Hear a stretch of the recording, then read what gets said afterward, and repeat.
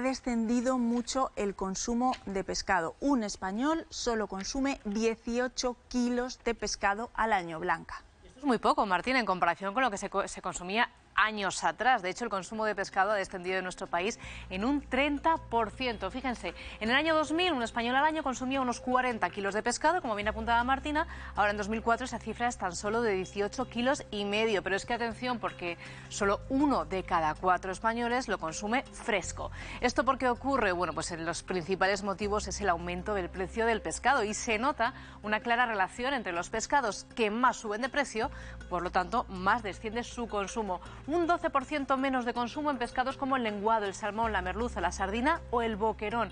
Otros pescados que han mantenido precios más estables o incluso que han bajado un poco, la sarda, el bacalao, el atún. Aquí se ve un poquito cómo ha aumentado ese consumo, un 3%. Los aragoneses, ¿qué hacen? Congelado, fresco, eligen en la pescadería el producto más barato o piensan en otros asuntos. Por ejemplo, consumía salmón y ahora pues no consumo porque ha subido el precio. La verdad que no consumimos mucho. Yo soy vegetariana, ¿y tú? Yo no consumo pescado. ¿Atún? Atún a veces, sí, pero no mucho. Consumo bastante más pescado. Aunque ha subido, pues cojo pescados un poco más económicos, pero consumo bastante pescado. Consumo más congelado que fresco. Es más asequible. Ayer me compré una lubina y me costó 10 euros. Me pareció carísima. Pues queremos hablar a esta hora con una nutricionista para saber cómo nos afecta esta reducción del consumo de pescado. Mapi Herrero, muy buenos días, ¿cómo estás? Hola, ¿qué tal? Muy buenos días. Bueno, nos dicen que el pescado, sobre todo el pescado azul, tiene ácidos grasos, omega 3, es uno de los alimentos más ricos en todos estos ácidos. ¿Cómo nos afecta a nuestra salud la reducción del consumo de pescado?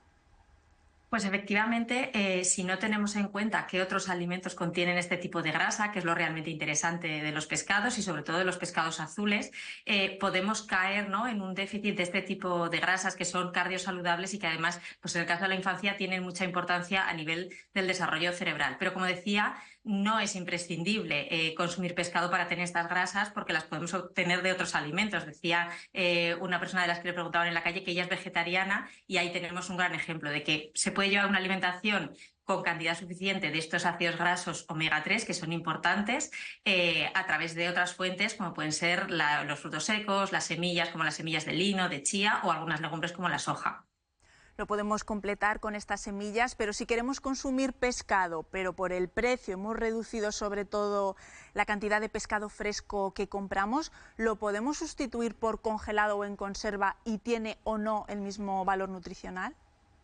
Pues el pescado crudo congelado a nivel nutricional es exactamente igual que el pescado fresco, es decir, no perdemos ningún tipo de propiedad. Otra cosa es a nivel organoléptico, que seguro que si alguien me está escuchando dice, ya, bueno, pero no es lo mismo comerlo fresco que comerlo congelado, y es verdad.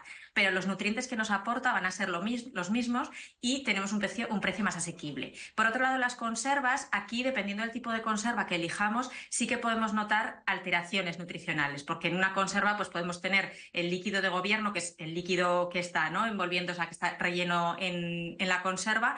Pueden ser aceites que no son tan beneficiosos como la propia grasa del pescado y eso altera un poquito la composición nutricional, y luego hay conservas que tienen mucha cantidad de sal. Entonces, en el caso de las conservas, que también es una muy buena forma de comer pescado, sería mejor optar por las conservas al natural y con bajo contenido en sal. Y si llevan aceite, pues que la mayor proporción del aceite, si no el 100%, sea aceite de oliva.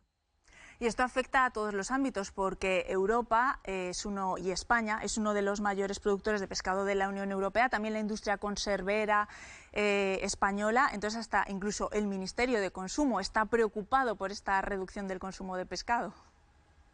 Claro, es una preocupación económica y es lógica porque es verdad que España es un país pesquero y bueno, pues que haya medidas que también piensen, ¿no?, en esta industria que tenemos en España está muy bien. Sin embargo, a nivel nutricional, como decimos, tenemos, o sea, para tranquilidad de las familias me refiero, tenemos un abanico de alimentos suficientemente amplio como para que si el consumo de pescado, pues oye, no nos da, ¿no?, en el presupuesto para la compra no nos da para poner pescado en esa horquilla de recomendaciones que solemos ver, pues que tampoco pasa nada, siempre y cuando y eso sí que es importante, podamos optar al resto de alimentos, porque claro, estamos hablando del pescado, pero ha subido el aceite de oliva, por lo tanto hay muchas familias que han cambiado el aceite de oliva por aceite de girasol y no es el mismo tipo de grasa tampoco. Los frutos secos también están carísimos y hemos dicho que son una fuente de este ácido graso omega 3. Entonces, bueno, o sea, está muy bien poner la vista en la bajada, ¿no?, del consumo de pescado, pensando en la producción que tenemos, pero hay que ver la alimentación de la población española en su conjunto. Y ya no es que le esté afectando solamente el precio del pescado, sino que se ha encarecido muchísimo en los últimos años la lista de la compra.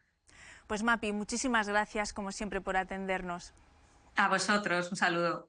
Bueno, podemos sustituir el pescado, como nos decía, por semillas, por frutos secos, pero es que también los frutos secos están por las nubes. Hablamos muchos días del elevado precio de la cesta de la compra, Mónica. Es que el problema está ahí, ¿no?, en que la cesta de la compra está tan sumamente cara que ya no sabes siquiera qué comprar.